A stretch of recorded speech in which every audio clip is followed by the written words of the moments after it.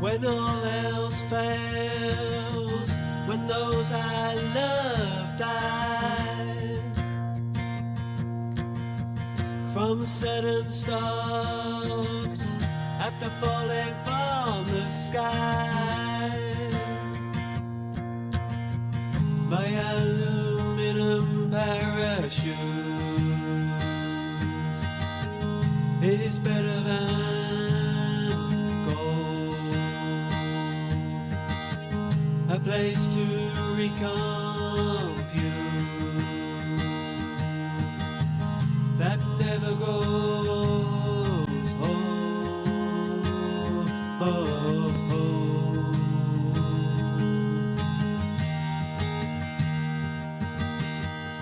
There's a place I still go, there's a place I belong, forward of the front row, the source of the siren song. Ladies and gentlemen, Mark Barry. My aluminum parachute is better than gold. 20 years ago, July 17th, didn't fall on a Sunday, which would be tomorrow. It was a Wednesday. It was the middle of the work week. And as Frank said, I was engaged to Susanne Jensen. She was at JFK International Airport at TWA's first class lounge, which was called the Galaxy Club. And she was chewing on some shrimp cocktail and sucking on a glass of wine. And she tried to check in with me one last time. Back then, cell phones, we had them, but they didn't work very well. She called the house phone. This is a micro mini cassette. She left a message for me. I missed the call. She was worried about inspections. We were 9 days from buying a house. We were having trouble with our radon test. So you're going to hear that. And these are Suzanne's actual last words. Hey Mark, it's me. It's about 10 after 6. I'm out of the airport. And I'm here having a couple of shrimp. But I thought I'd give you a call, and I'll call you in the morning. I have a meeting at 2, which is 6 a.m. So probably when I get out of that, and I don't want to get you out of bed too early, but I'll call you and we can hopefully take care of this mortgage stuff. But I suppose it can wait till Saturday since this radon, we're going to have to wait for that to get retested. It's not looking like we'll close next Friday, if you ask me, but you never know. Anyway, I just want to call and say hi, and I guess I missed you.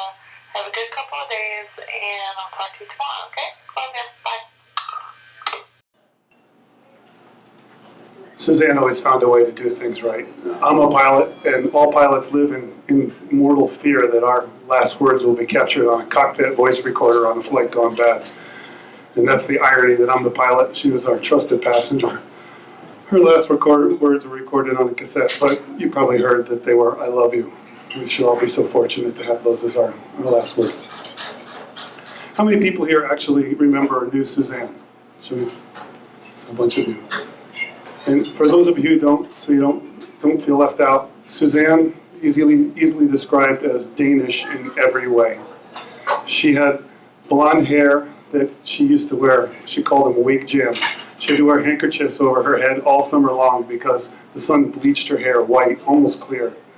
And she had Nordic blue eyes, and she was fluent in Danish and English, and also French, which I believe was a lot of the reason why she was going back and forth to Paris on business for GE Capital.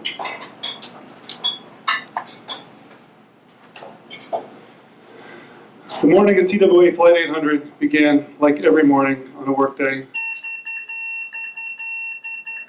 to her damn alarm.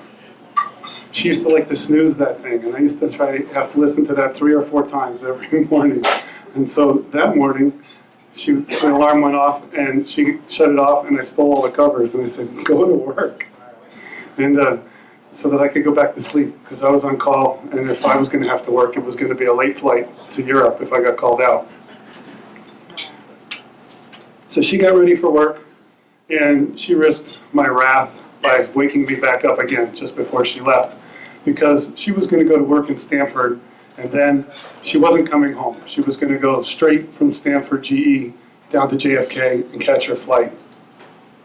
So she went to give me a kiss, and of course my lips got all smeared with Blistex. She was addicted to this stuff like crack. And this is actually one of her Blistex from 20 years ago. And the reason why I still have one is because she used to slip these damn things into every pair of pants that I owned. She wanted to have them, but she didn't want to carry them. So every hug I got was really just a ruse. And then she would say, I need my Blistex. And I would say, well, I don't have any. And she'd say, yes, you do. And I'd reach in my pocket, and these things would just magically appear. And they would magically reappear in the washer or the dryer because I forget that I had them. So I looked at her, and the sun was just coming up, and she was wearing green pants and a blue blazer. And I remember that because it was one of the outfits that she wore regularly that I teased her about. She was a clothes horse and had far better fashion sense than I did, but I told her, you can't just mix cool colors together and voila, you have an outfit.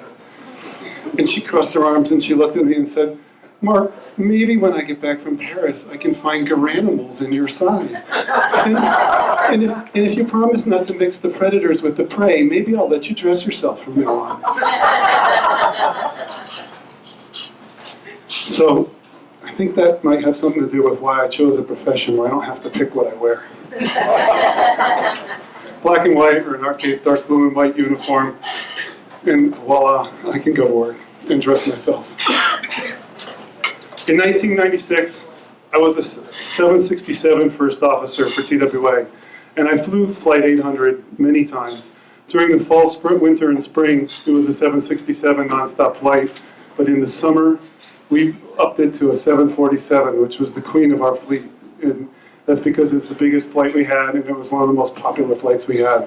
So people say TWA Flight 800, and they just throw that around like it was any flight number, but really that was like the number one flight that our airline had. We had 10 non-revs on that flight in addition to 2 full crews when that took off. So when it was a 767 flight, she had gone to Paris a few times, and I'd actually been able to finagle trip trades through friends, and I actually flew her over and back. I used to say, hey, I'm going to be your rain man. I'm going to be your excellent driver. And 2 months before, she had gone to Paris on business, and I wasn't able to work it, but I was able to work my days off, and then I jumped over to meet her. So she went over a day ahead of me and got her business done, and I flew over the next day. And let me tell you a little bit about the 747. So she was on Flight 800, the next day I was on Flight 800. In first class, there's 2 rows down each side with windows, and it's like a bullet shape up there. The nose gets to a point. So in between that, in between the 2 aisles, there's like a triangle, almost like bowling pins, of seats. And that very front seat is all by itself. And I used to call that the Captain Kirk chair, because it looks like the Star Trek Enterprise, and that's where Kirk would sit in command of the whole first class. Cockpit was on the second deck. I flew that flight over. I actually didn't fly, I non-rev, I jump-seated, and I sat in the Captain Kirk chair, and I made the mistake of telling the flight attendants that I was going to propose to Susanne. Well, of course, my class never emptied. They'd serve me up one side of the aisle with one set of passengers, and then serve me down the other, and they got me hammered drunk. They passed the rings around to everybody. I'm surprised I even got them back. And Susanne had gotten, or had booked a room for her business meeting at the same hotel where the crew stayed. So fortunately, those same notorious flight attendants who practically bored me under the chair got me to the hotel. And I showed up and went up to the executive floor and I knocked on her door. And she was already, I had been up all night long. Transatlantic flight gets there in the morning. She was just starting her day. And she was wearing a white towel and in her wet hair and a white robe. And she was brushing her teeth. And she took one look at me. And it's like, what happened to you? I was still drunk and stuff.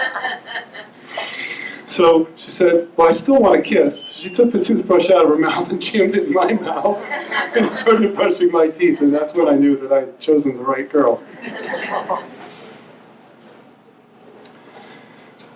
So the night of TWA Flight 800 was 2 months later, and I would have gone with her, except we were, like I said, we were 9 days from buying a house. So I moved all my days off so that they could be for the closing and to move in. And so she's like, I said, should I move some days off and maybe I'll go with you? And she's like, no, don't do that because we really need to get going with our life and buy our house. And so that's one of the reasons why I have survivor's guilt, because I stay behind. And she's like, oh, you go on a trip all the time. This time I'm going on a trip. It's just a reversal of fortune there. But don't worry about it. So Flight 800 took off about an hour late. It was a beautiful night, and it's identical tonight. Sky, except for without the rain. It was clear skies, some wispy clouds, and the temperature was in the 90s. It was just starting to cool down. The flight takes off, it goes out over the Atlantic, and then speeds up along the shoreline. And then it heads up the coast towards Newfoundland, where it joins what's called the North Atlantic Track System. There are 5 parallel tracks 60 miles apart, where all the aircraft are spaced on. They're spaced apart as they all go across the Atlantic together.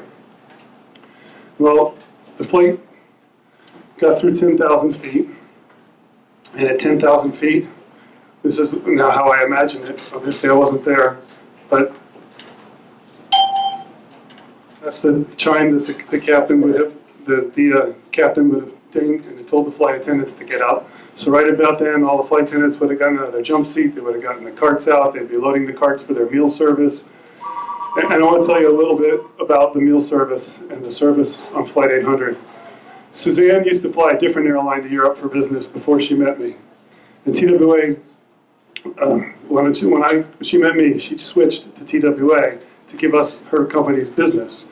But after that, she used to come home and tell me just how she really loved the people at TWA and how the flight attendants put on an incredible service, and they were the senior people and they loved their job.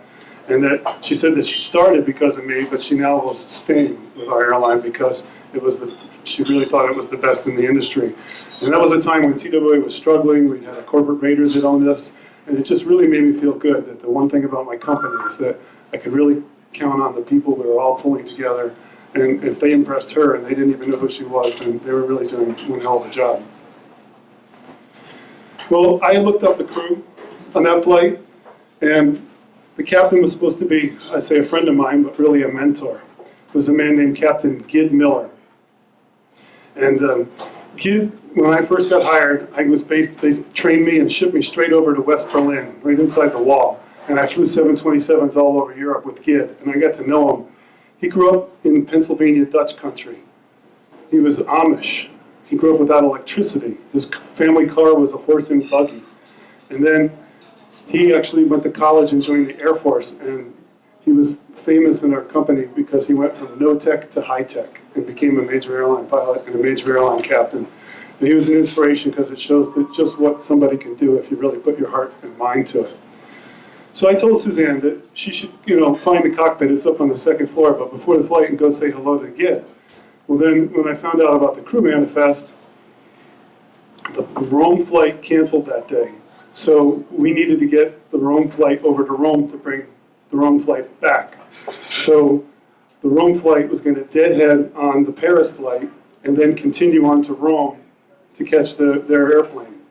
Well, the cockpit crew on the Rome flight was doing training, what we call line training. So one captain was training another, and they needed to get that training done. So they took over the cockpit, and Gid got kicked out, and he ended up deadheading, and he ended up riding to Europe in the Captain Kirk chair.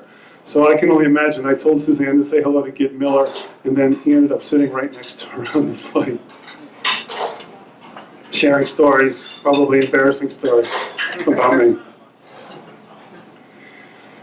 After 10,000 feet, TWA was cleared to 15,000 feet. And as they climbed out, I think we all know what happened at 13,760 feet. That's the title of my memoir. I'll tell you about that in a little bit, but that's like a marker in the sky. I don't know if you've ever driven and seen a cross on the side of the road and you realize that somebody had a fatal accident there and people are marking the last place that their loved ones were. Well, for me, it's 13,760 feet. And it's been 20 years, so every time I still fly, I'm still an airline captain, but every time I fly through that altitude, I don't think of Susanne, but if I notice it, I do.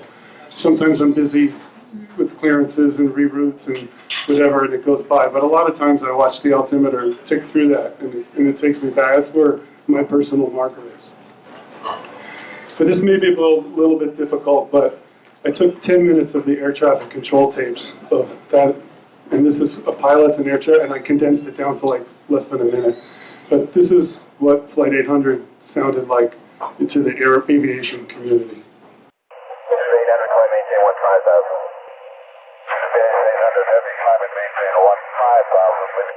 We saw explosive average, about 16,000 feet or something like that. It just went down to the water. I could confirm that out of my 9 o'clock position. We just had an explosion out there about 5 miles away, 6 miles away.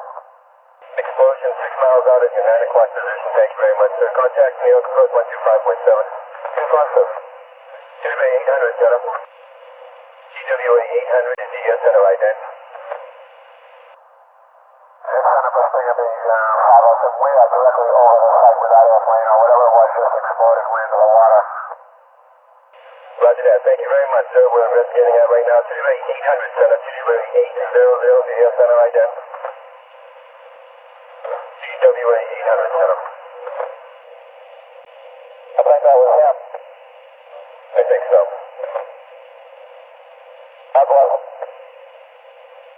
So it may have been a little hard to understand, but basically air traffic control cleared TWA 800 to 15,000, and then shortly after that, several aircraft reported an explosion, and then the air traffic controller was trying to frantically contact Flight 800 because he wanted to see what happened, if that was them and if they could respond, and of course, they never responded.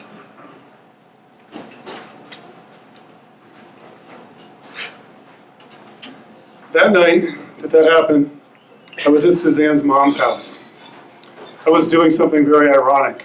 I was actually working on my will. As I said, Susanne and I were about to buy a house, and I bought some software called Family Lawyer. And in it, it said that I was about to have a life event. So while Susanne and I were working on our joint mortgage, I figured that I needed to change my dependents and all that stuff to include her, since we were just about married. And the phone rang. And this portion of my talk, I'm actually going to read it. And there's a reason why I'm reading this.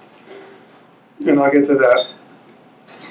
But basically, this is from chapter 31 of my memoir. But I'm 50 years old and I wear cheaters. And in the dark, I can't read that. So I printed it out in large print. Yes, sir. Gave you my card.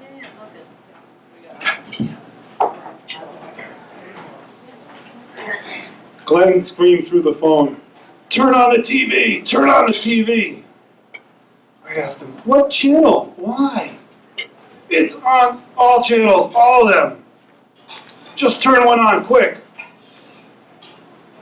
Okay. A TWA flight went down. Went down? Where?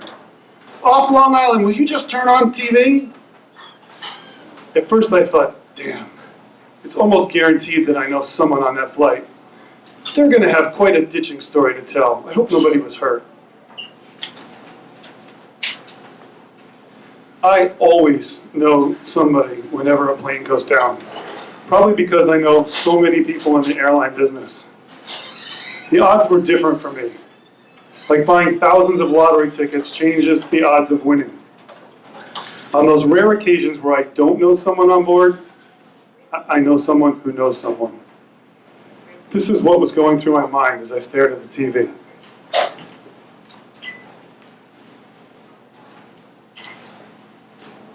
Every channel aired the breaking news, and I'm not sure what I actually saw on the screen. At first glance, it looked like giant yellow rafts were in the water. Probably because that's what I was expecting from a downed aircraft.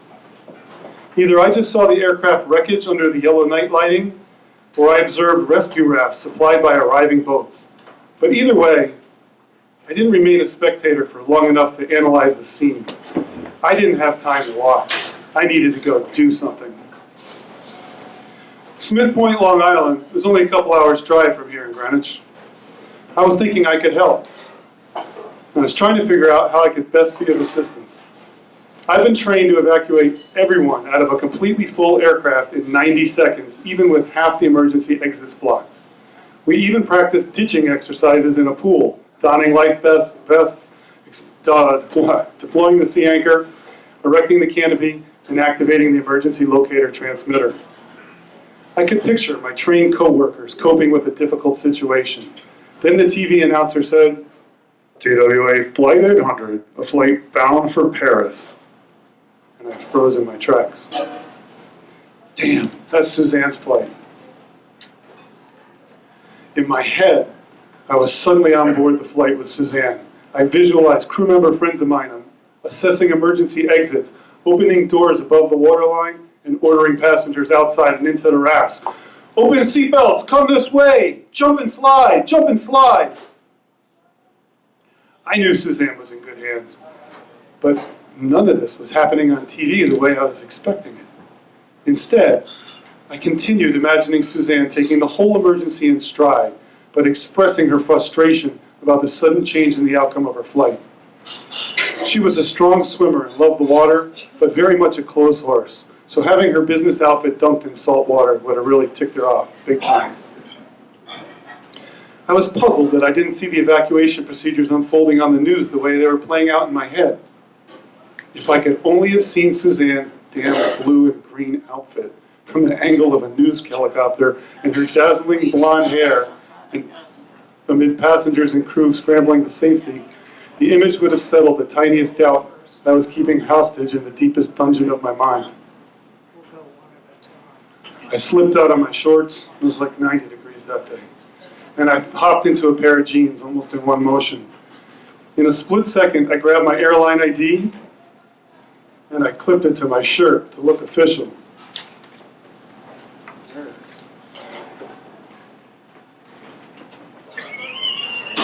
I grabbed my passport and I stuck it in my jeans.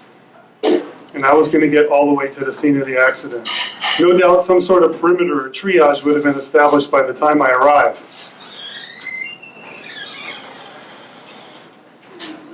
Next, I had to figure out where to go, and I called the one person I knew that might have some answers. Captain Greg Arikian was a friend, a mentor, and a head of the critical incident response team for TWA. I needed him to point me in the direction and grant me access through the emergency responders to reach Susanne, wherever she was. He took my call. Greg, I'm out the door. Tell me where to pick up Susanne. She's going to be pissed that she's missing her meeting in Paris and stuck in wet clothes. Mark, stay right where you are, Greg responded. Don't go anywhere. No, Greg, Suzanne's on that flight.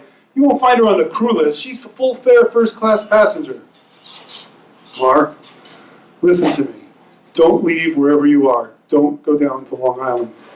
Are you crazy? Suzanne's plane just ditched. I'm going down there to get her. Are you going to tell me where to go, or do I have to figure it out on my own? I need to know if there's anyone there with you. I'll come if I need to. Where are you? I'm halfway out the door, waiting for you to give me some damn directions. Mark, sit down. Listen to me. I don't want to have to be the one to tell you this on the phone, but there are no survivors. What do you mean? 747s can fly with both engines out on the same wing. What happened? Did they lose 3? What can fail so many engines? A fuel problem? Mark, listen to me. They didn't ditch. We don't know why, but it blew up. There's nowhere to go, and there's no one to pick up.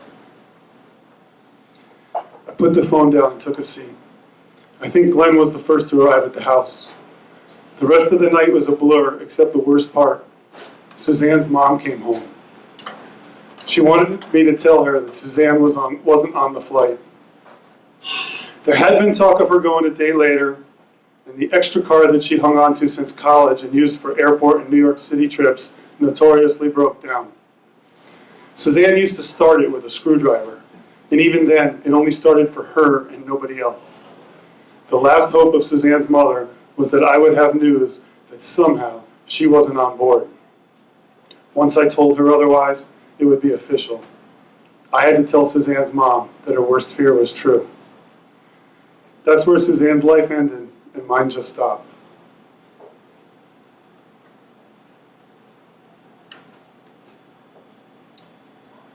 Let me tell you my philosophy about life. I feel that we're all held together by 4 tent stakes. The first one is our family, the second one is our home, the third one is our job, and the fourth one is our health. With all those stakes in the ground, we're solid.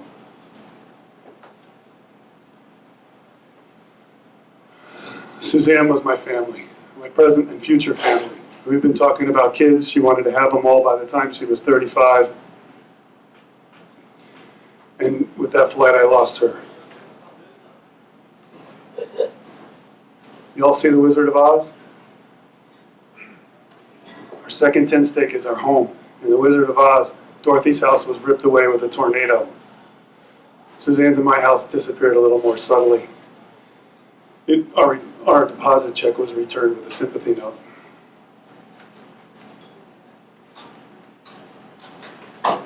So what did I have left? I had my work. I wanted to go bury myself in my work. One thing about aviation is that we're a family. We call it our airline family, home away from home.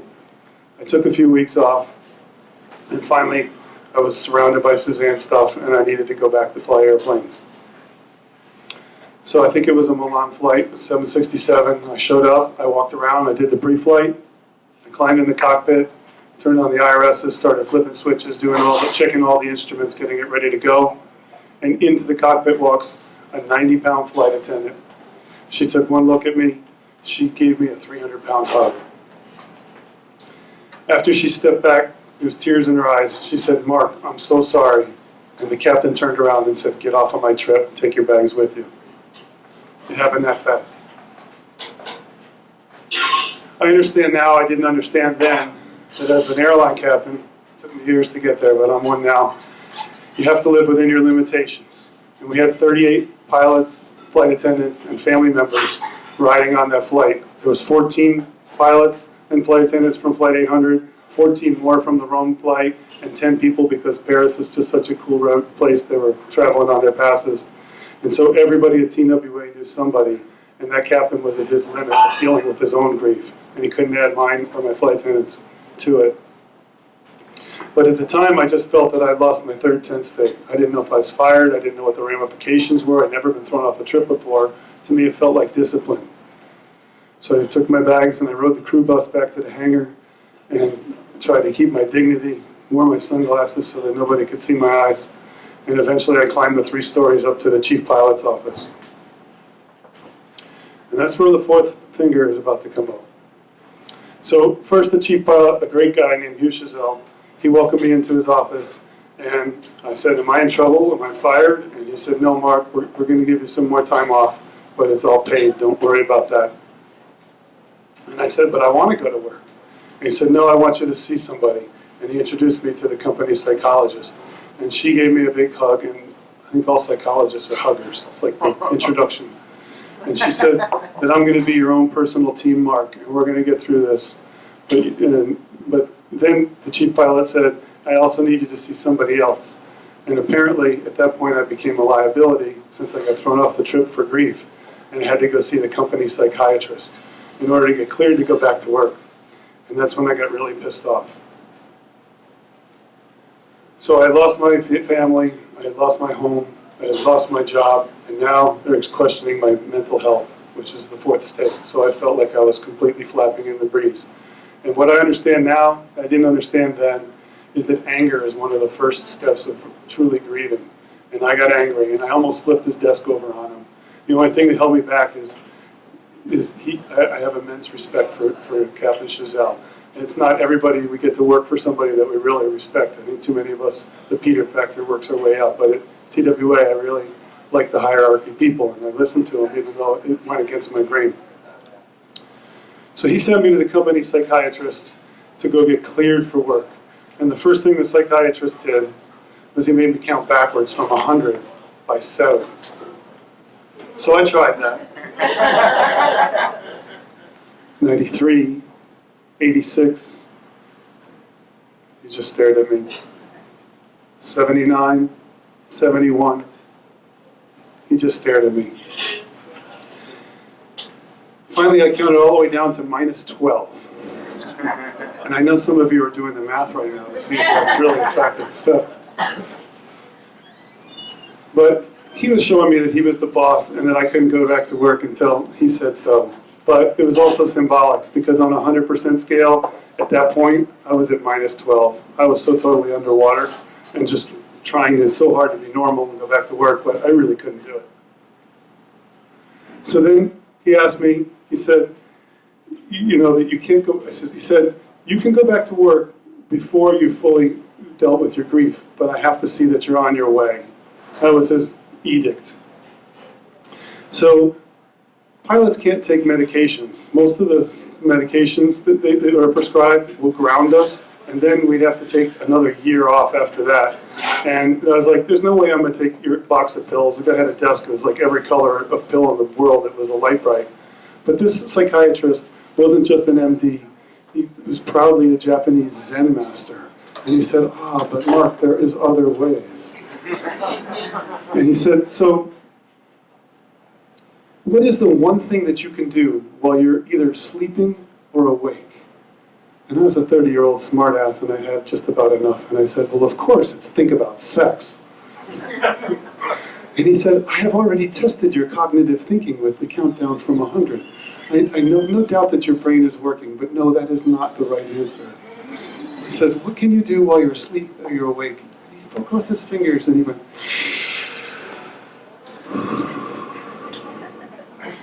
and I started laughing, because this is a damn open book test. The answer is breathing. And he says, when you're asleep, you don't die. Your back of your brain still pumps your blood and you breathe. And when you're awake, you can hold your breath and you can swim underwater, or you can breathe heavily. If you're in a fight, there's lots of things you can do to control it. So breathing is the gateway between your conscious and your subconscious. And I'm going to teach you how to breathe well, and we're going to unblock your grief. And like I said, you don't have to be fully free of your grief, but you have to be traveling down that road. So I took his breathing exercises, and it took me about a month and more visits. I guess he has to make money somehow. And I finally went back to work. And one thing that really, I mean, some of the most memorable moments can come out of the darkest places. But I loved TWA, and I was really depressed when I was depressed from losing Susanne, but I was also depressed from getting thrown off that trip. And I thought, like, the airline doesn't care about me. And then the phone calls started coming. And just about every New York-based captain in the whole company called either my chief pilot or me, and they were fighting who was going to get to be the one to fly my first trip back. So at least that was a good moment. So I went back to flying, and for 10 years, I started saying, like, Susanne was only 31 when she died, so fuck it, life is short, play hard. And I started filling bucket list items, and that was 10 years before that movie even came out. I went all the way around the world by myself. I biked across the Czech Republic, I biked across Slovakia and Hungary, but really I was running away from myself, and even going all the way around the world, I caught up with myself again. I couldn't get away from me. So my dad was sitting here in the audience, and my buddy Warren sat me down and had an intervention. And they said, Mark, you're functional, you've kept your job, you can fly airplanes, you've upgraded to captain, on an objective scale you're successful, but you haven't moved on at all. And we're concerned that you're not happy, and you have to find a way to be happy again. And they tried everything. They tried logic. They're like, what would Susanne want for you? And when that didn't work, they're like, well, don't you think you're man enough to handle this big challenge? And so finally, I decided that maybe I would try writing. I used to write postcards and letters, and no guy ever did that. And I used to send them and drop them to people, friends from all over the world. And when Susanne and I were dating, internet was brand new. The only people that had internet addresses is if it came as part of your job. I had a personal email address. I was a nerd. And I remember, still to this day, it was 72153.3031@CompuServe.com. So it was, yeah, I think there is somebody in our audience that might have had an email address at that point, but other than me. But Susanne had one for work, and so I met her, and we started emailing, and I had a date with her here in Connecticut that we had set up completely by email. And it's hard to explain 20 years later because we all live that way. But we both showed up and we both laughed because we didn't really believe it existed because we hadn't actually talked to each other on the phone and confirmed it. So I turned to lyrics. So I decided that I like writing. I was going to try to write my way back to happy. And the first thing I reflected on, and there's some people here that can relate to it, when you lose someone you love, it's very isolating. Right now, if you think my talk totally sucks, you're going to go tell the person you love, I went to this total hour waste of time, I'll never get that time back. Or if you love this talk, you're going to say, wow, it's going to be on YouTube, you need to check it out. But if you lose the person you love, you don't have that anymore. So everything you want to say, you're like, I want to tell her this, I want to tell her that, and you can't, and you're just shut down. So you have to try to get personal attention from ancillary family and friends that normally you wouldn't have turned to. But when I went to work, everybody was grieving. Everybody in town knew Susanne. And so I got what's called the plague. Everywhere I went, people would see me and they'd do this three-face thing. They go, and they'd be like, I recognize him. And then they'd go, as they hit them, that's the guy who lost his fiancée. And then they go. So everybody I know went. And I started looking at myself, I'm like, do I have sores and lesions? And I would sniff my armpits, and I'm like, did I shower this month? And everybody just is afraid. I think it's just natural. They don't want to deal with things that are uncomfortable. And so everybody who saw me, they didn't want to say the wrong thing. So what did they do? They said nothing at all. So I felt very, very alone. And I tried to capture the spirit of that when I first started writing. So the very first lyrics I wrote, I'm going to try to sing it, but forgive me for that. So from a long way away, everything still looks okay. I still go to work, well, almost every day. I put my tongue on the roof of my mouth, and it makes me look like I'm smiling. And I want you to try that. You put your tongue on the roof of your mouth and then look at your pert neighbor, they're going to look like they're smiling if they're doing it too. You can't help but smile. So that's the way I learned to fake it, so that when people would see me, even if I felt down, that I would smile, and that they wouldn't be as less likely to turn away. But I wanted to turn that into a real song. So I don't know how many of you remember MySpace. It totally failed as a social media network. But you know what it was and still is good for? Musicians put their work there. And I found a musician who lived in England, and she brought that song to life for me. I'm going to play just that same snippet.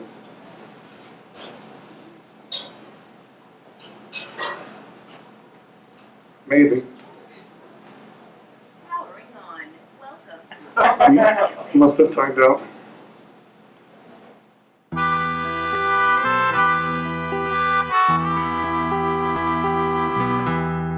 From a long way away, everything still looks okay. I'll go to work, well, almost every day. I put my tongue on the roof of my mouth. It makes me look like I'm smiling day after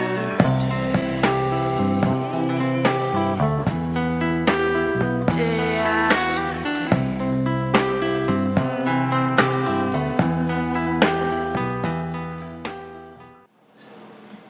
So how did I turn that into dealing with my grief? I felt that there was two aspects to dealing with losing Susanne. On the one point, I had been living for 10 years. Fuck it, life is short, play hard. And on the other hand, my dad and my best friend were asking me to find the deeper meaning. So I split that into two completely different characters. And I created them right here. The reason why I'm speaking in Cassie's Diner is I spoke right here. I put my characters right here. The story opens, and this was called Cassie's Diner at the time. And I made Billy and Lindy, and I killed their best friend. And I was going to watch them through my own mind, how they dealt with it. I wasn't ready to write about aviation accidents, so I don't know how old you all are. If you remember, there was a motorcycle accident at St. Catharines when we were growing up. I fictionalized that, and I killed Billy and Lindy's best friend. And Billy decided that he was going to just live for the moment, and he was going to drink excessive alcohol, ride a reckless motorcycle, have casual sex, and body paint ladies. And I wanted him to be realistic, so I did my homework. And then Lindy was the smarter one. Women are always way ahead of men and everything emotional. She was going to find the deeper meaning to the loss. And that song that I just played for you became the first song as she explored her grief throughout the book. She began working on an album, a fictional album within a fictional novel. I should show you that here. It's this book. And she was going to explore her grief through her writing. And I wrote 12 songs about grief and survivor's guilt, and they're all Lindy songs in the book. And I thought, great, okay, I've been around the world, I'm filling out my bucket list items. And I showed it to all my friends, and they said, and they didn't get all excited like I did. They're like, well, this is nice, but this is fiction. And you need to write your real story about TWA Flight 800. And I said, there's no way I'm writing about that. And so I started writing another novel. And I decided to take a class at school and learn more about writing. And it was fiction and poetry, and I thought that's perfect. I'm writing poetry, which is like lyrics, and fiction. And the teacher turned to me and said, no, you need to write nonfiction. You need to write about the night that TWA 800 happened. And that's why I chose to read this one segment. That was the first time I ever, it was 13 years later now, that I ever addressed the night of Flight 800. I wrote it down, and I sent it to the Greenwich Time, where I used to deliver newspapers. And I thought maybe, because I delivered those things for 6 years, they could do some kind of story like our paperboy is writing a book. And they not only published that, they syndicated it throughout the state. And I thought, great, maybe I'll use that to help get into grad school. I like this writing thing, it's helping. And I want to work on another novel. And I sent it to grad school. The director, Dr. Michael White, calls me up and says, you're in. I'm like, awesome, going to grad school for creative writing. And they write my second novel. And he said, no, Mark. You sent a writing sample that was nonfiction. You sent this story about Flight 800. We want you to write that as a memoir, and we're going to teach you how to do it. I said, a memoir? Are you out of your mind? Only two kinds of people write a memoir. Narcissists and celebrities. And I'm not famous. and he said, no, Mark, people with a story to tell write a memoir. And I said, I'll give it a try for one semester, and this is the second novel that I wanted to write. The same characters 2 years later. I said, I want to write this novel after one semester if I don't like your nonfiction program. And he said, that's great, no problem. And in the first semester, I wasn't really totally ready to dive in, even though I wrote about that night of Susanne into Flight 800, but I stuck with commercial aviation, and I wrote about flying, getting hired by TWA at 22, getting shipped in behind the Berlin Wall, and flying inter-German service with Captain Gid Miller, who I told you about, who ended up on Flight 800. And I sent it out, and Airways magazine gave me a 9-page spread, which was unheard of as an unknown. And I've actually written 27 articles for them now. A bunch are from my memoir. So I stuck it out, and I wrote 348 pages about Susanne and Flight 800. And here I am now. Tomorrow is the 20-year anniversary. I'm going to Long Island. There'll be a whole lot of my aviation family. And there's one more thing that I want to introduce you tonight. I told you that no matter what happens in my personal life, I feel blessed that I have 30 years in cockpits. And so just like my novel, in my memoir, I wrote, there's 41 companion songs that go with it. And one of them, the very first one, is called Aluminum Parachute. And it means, in the aviation industry, it's an inside term. My aluminum parachute is like, whatever happens, I can always go to work, and I can hide behind the familiar, I can close the cockpit door, I have like hundreds of switches and dials, I know what they all do. I can take off, I can look out the front window and watch the scenery change at 3/4 of the speed of sound, and I can feel at home. and be with people that live on the road like I do. And the head rattlers are going to come up here in a minute, and they're going to perform that song for you, and it expresses that sentiment. But two quick things. This is the giveaway portion. Does anybody remember what color Susanne's outfit was? Blue and green. You're going to copy. Thank you. And I told you that my first novel that I wrote, the setting is right here in Cos Cobber, and specifically right here in Caren's Cos Cobber. Does anybody remember what this was called? The setting is the 1980s, where the characters met. I need a ruling. Who said it first?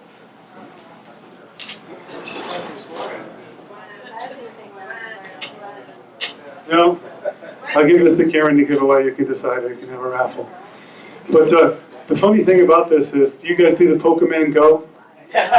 So right now, if you play Pokemon Go, you might have like a Snorlax in your lap. But if you take this book and you start reading it, you might have Billy or Lindy sitting in your lap, because you're right here in the middle of the setting. What was the name of the magazine that I write for? Who said it first? You win this book. This one's not out yet, actually. I finished it, but I want to give it one more rewrite and put it out. So that's the giveaway portion, and I want to wrap it up before I turn it over to Frank and the head writers for Aluminum Parachute. With after the giveaway is the takeaway. So what should you take away from this? If I could ask you all to do one thing, I know that everybody at some point in their life knows somebody who's grieving or somebody who lost somebody. And one of the terrible parts about dealing with grief is the unintended or unasked for isolation. So maybe you're not a psychologist and they're all huggers, so maybe you can't go up and give this person a hug, but even a quick hello is what they need. Instead of avoiding them, instead of giving them the faces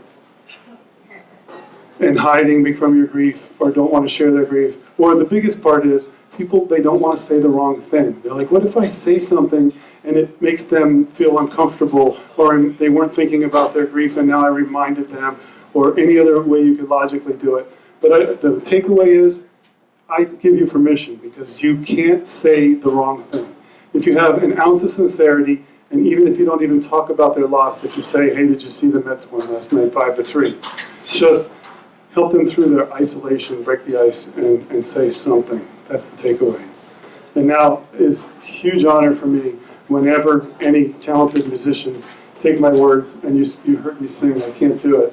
And people who really can bring my words to life, that makes my heart grow like 3 times bigger, like the Grinch. Thank you very much for coming here to listen to me tonight. All right, because of the packed house, and such a small, wonderful, quaint place, my good buddy Nick Fesco is to me, a legend in Greenwich here. He took this song and made it into something a little special for us. He's going to sit. We didn't know we weren't going to do it with the band. He's going to do it on his own first, and we'll play it in a few minutes once we set up with the band. But this man is a man that can play just about anything, and I'm proud to have him as part of my band. So we'll see if my guitar is in tune, and we'll see if we can't put it together for you, Mark. Make it extra special.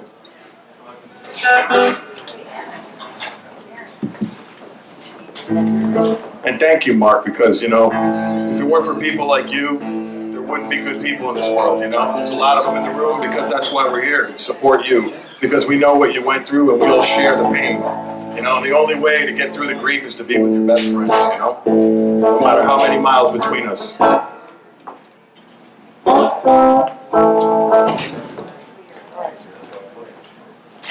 Should be all right.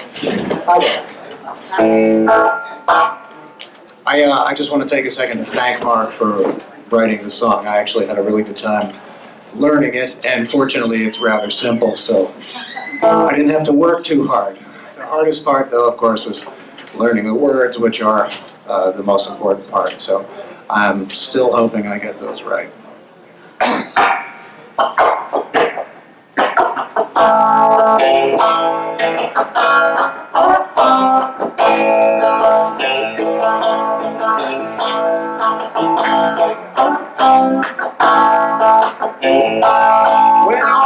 else fails, when those I love die, from sudden stars after falling from the sky,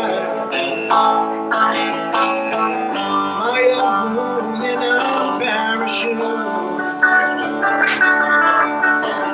is better than gold. A chance to recompute that never grows old.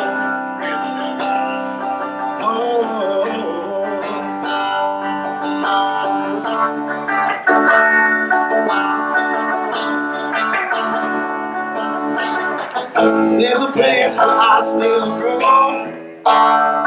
There's a place where I belong. Forward up the front row, source of the siren song.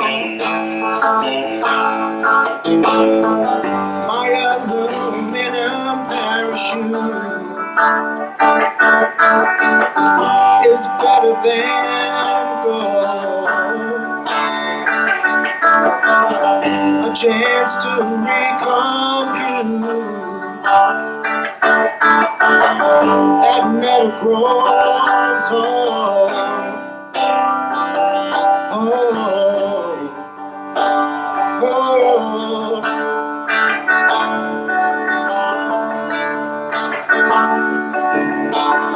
My window in the moving view, my office in the wide, wide blue, my sanctuary in the clouds, where I always think of you. My aluminum parachute is better than gold. A chance to recompute that never grows old.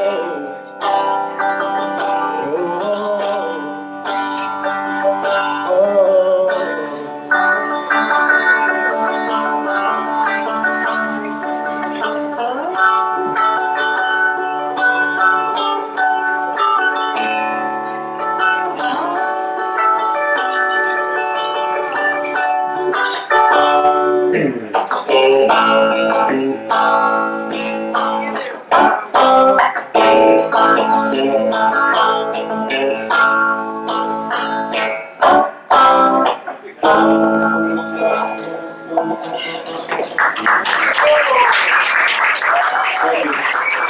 That's Mark Perry original right there, ladies and gentlemen.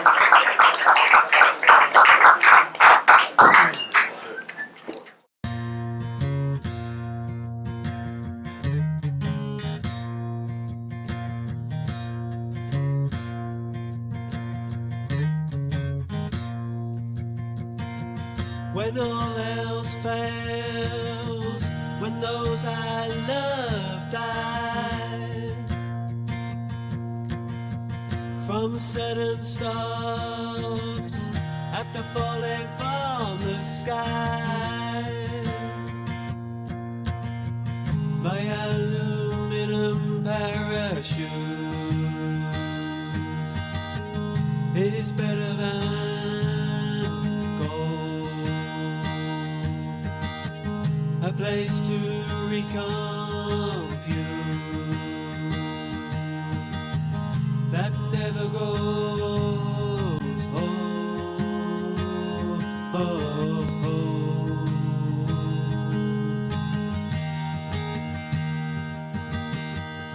There's a place I still go. There's a place I belong. Forward of the front row, the source of the siren song. My